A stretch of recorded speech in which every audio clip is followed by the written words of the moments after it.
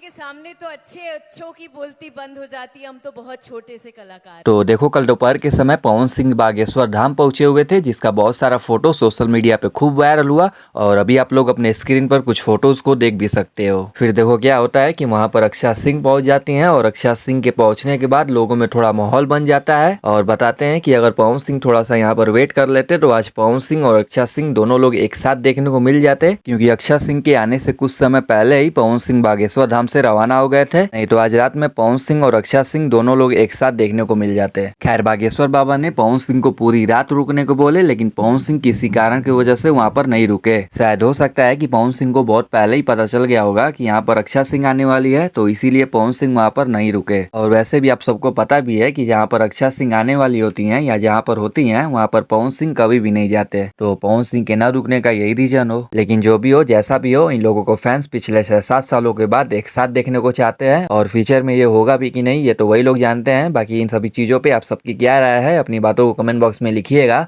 और चैनल को सब्सक्राइब कर लीजिएगा ताकि ऐसी ही अपडेट आप लोगों तक पहुंचती रहे।